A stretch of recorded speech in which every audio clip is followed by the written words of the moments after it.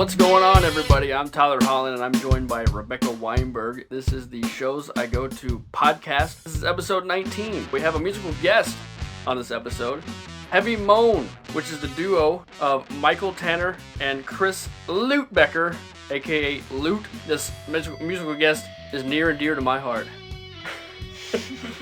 Chris is a longtime friend of mine, as well as Mitch. Fun fact, I am friends with Mitchell Foster, the creator of Shows I Go To, because of Chris Lutebecker. We all met in middle school, or junior high, as people in Long Island and the North say. We've been friends for a very long time, and this is awesome. We get to help each other out. We get to play his music, and he gets to share our podcast with everyone in the world. Very nice trade-off. Anyway, those two together, Michael Tanner and Chris Lutebecker, are Heavy Moan. They are bluesy, fuzzy guitared, Black Keys inspired awesomeness. They did a live performance for us in the Shows I Go To studio in Orlando, Florida. Check that out along with an interview with Mitchell Foster. So get to know Heavy Moan later on. Hi, we're Heavy Moan. My name is Michael. This is Chris. We're going to play a song about need and desire. When you really want something, but you can't explain it, but you just need it. Something about it. It's called Those Things.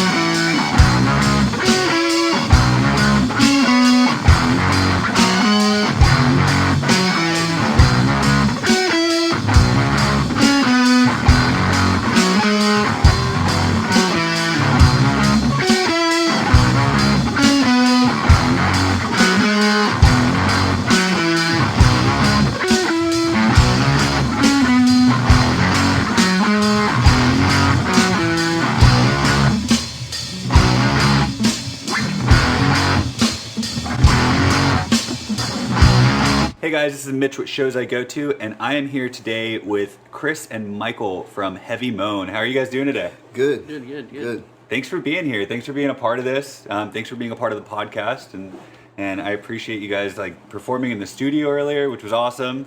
So how did you guys meet? How did you guys start Heavy Moan? Where did this all come from? That's 3 questions in one. Ready, go. We met at the Sawgrass Marriott up in the Ponte Vedra. Okay, one of the hotel rooms. Yeah. Oh, Okay. No, not so much.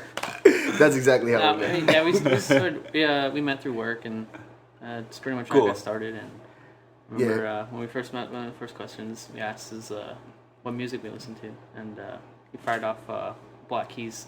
So I knew from there it was like, oh yeah. Then we hugged in slow motion. Slow-mo hugs are the best hugs. So basically, you two were two people looking for a creative outlet, and you found each other, and you shared the same interest in music, and here you are performing together. And Yeah, definitely. We definitely have a lot of same taste in music, and we in our conversations we discovered both of us play guitar. So, next thing you know, Chris, I think you were the one that said, hey, I got this lick or whatever. Yeah, I think so. I think Yeah, that worked. Yeah. I think that's how it worked. so you say send, so you guys actually record things on your own, sample things, demo things, and then you email them to one another. Is that how it works? Yeah. Yep. How does that recording process work, and how does that work when you're not in the same room, like building a song? Mm-hmm. Is it easier or harder, or how do you guys feel like your writing process goes? It definitely can.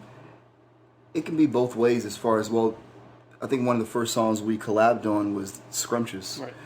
It sounds delicious. Scrumptious. Exactly. I think me and my wife were having a conversation, and we said something like Scrumptious. Oh, it's a good song title. Put it in the back of my head. Yeah. Well, so I came up with like a cool guitar lick in drums and bass, and then what I did, I emailed Chris the track, and then Chris came up with an awesome guitar solo, and then he emailed it back to me. Very cool. Yeah, it's really cool because, you kind of almost, we're collaborating with each other, but not necessarily in the same room. We did do a lot of recording in the same room in the album, but there were a few of them where schedule conflicts. Yeah. So, Yeah, we did work together, so I think that's kind of what spawned the whole, I'll just record it and send it to you type thing, because if he was working mornings, I was working nights, so there's no really kind of place we could meet in the middle very often anyways.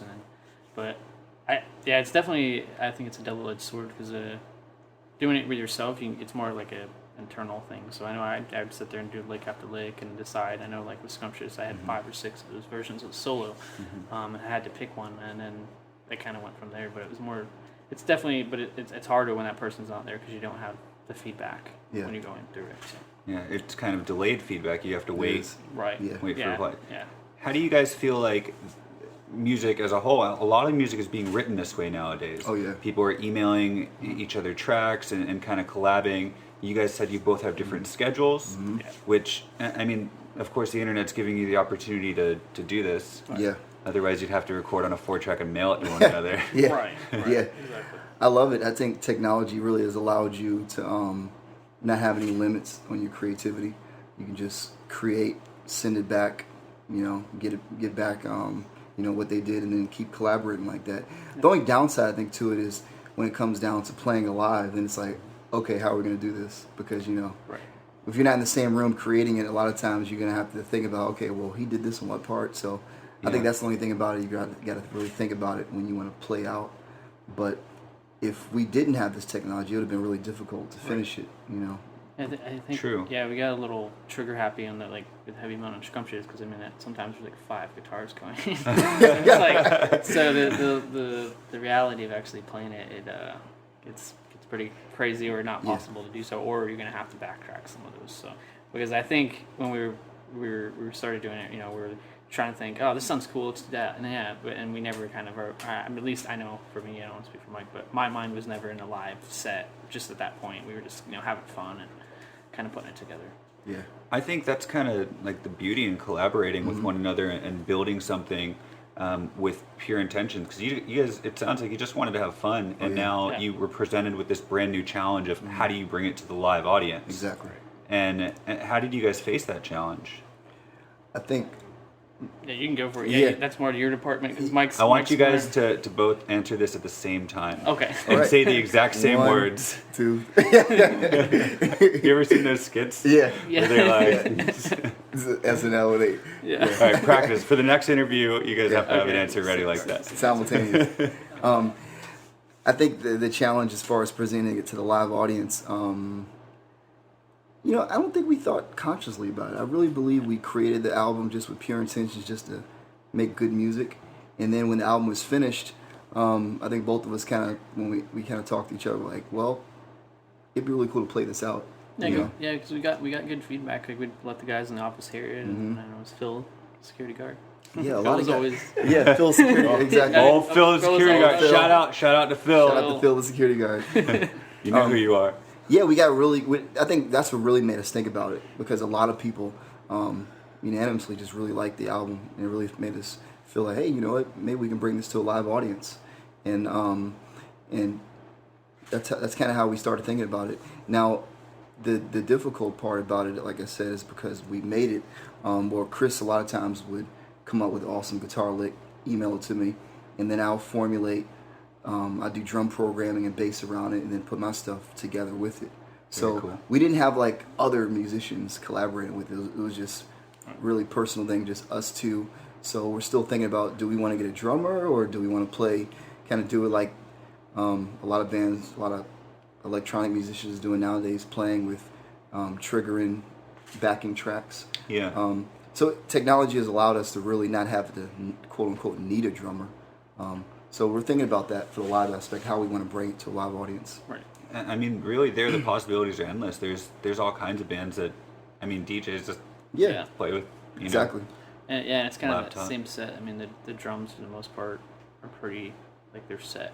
Like, I mean, you know, Yeah. So I mean, they kind of just do the same thing right now. So that's the only element that, you know, obviously having a person back there, they can, you know, kind of change, do fills and The stuff dynamic. like that. Right. Yeah. Exactly. And that's the one pro to that, Yeah. for sure. So, but again, it's finding the time, finding the person, and that stuff obviously wasn't available when we were doing Yeah. it. So yeah.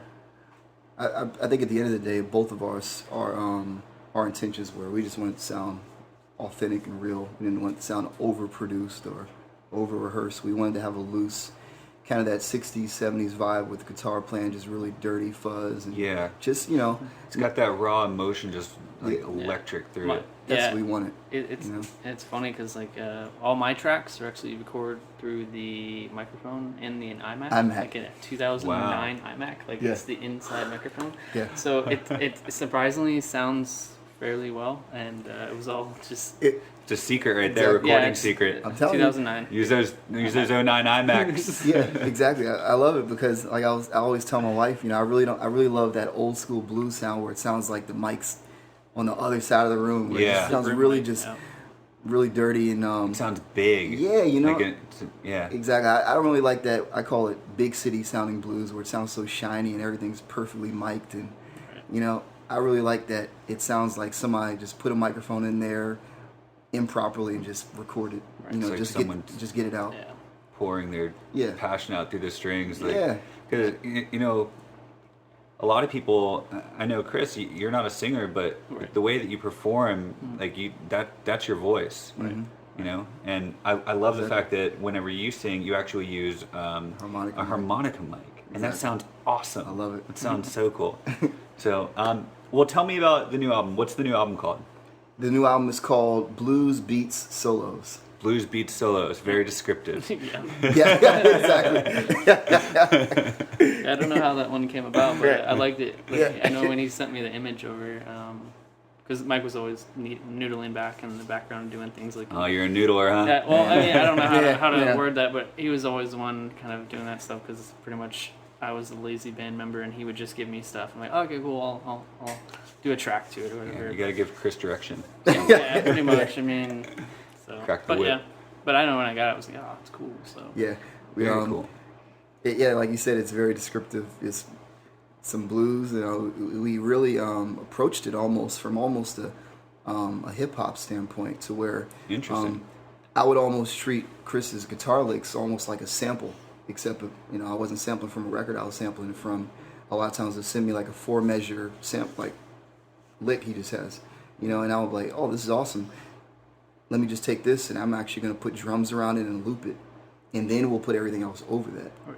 That's cool. You know, it was I approached it as if, you know, like a beat maker. Just, I'm going to take what he gave to me and just put it in there. We're going to put a nice lo-fi backbeat on it, you know. Very cool. You know. I think it all translates really well too. Any favorite tracks on the album? I think Chris's Don't Leave. Yeah, I really like Don't Leave. I know. I just think I listened to that. I don't know how many times over and over again. And I was just. You probably played it a bunch too. Yeah, I mean, and yeah, it's I don't know, it's nothing crazy on the guitar work side. It's just I don't know, it's one of those things where it's definitely less is more, and it's a good riff. I think for what we're doing, I think that's a lot of what the music we're doing is. It's less is more. I mean, Exactly. And then you just have, like you said, a lot of the, especially on the solo parts, a lot of those would be in places where you would have vocals. So if you go and listen to it, at least that's how they're arranged. How I perceive them as arranged, but a lot of times when the solos would come in, it would be a verse or something like that. So I don't know. It's just. I think my favorite is probably either Got Me Running or I Heard a Rumble. Yeah. Those two I really listen to. I find myself listening to a lot. So you guys treated us to Don't Leave earlier, and then you Those treated Things. us those things. Yep. Let's hear a little bit from Don't Leave right now, and we'll be right back. Don't leave, I'm coming to stay. No front, don't leave, I'm coming. Hey baby, I'm coming.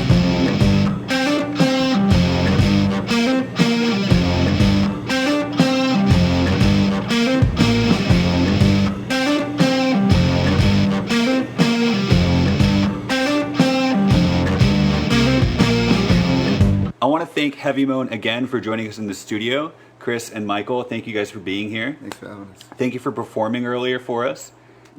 All of our beautiful listeners, and yes, we think you're all beautiful and very attractive and sexy, and we're blowing you kisses. Mitch likes to eat.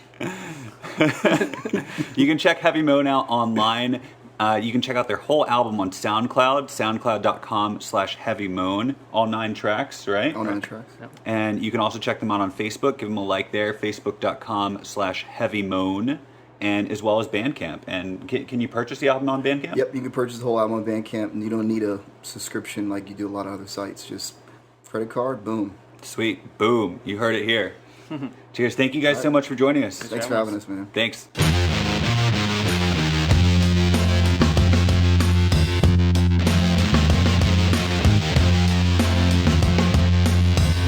And if you do music like Heavy Moan, say what? If you do music like make love to music. if you make love to music like Heavy Moan does, and you want to be featured on this podcast, it is the simplest thing to do ever. Just email Rebecca at showsigoto.com. Email her now. She'll schedule you in. It'll be awesome. Tell your friends, family, neighbors. And that's all we have this week. So until next week, keep going to shows, keep living the dream, and yeah!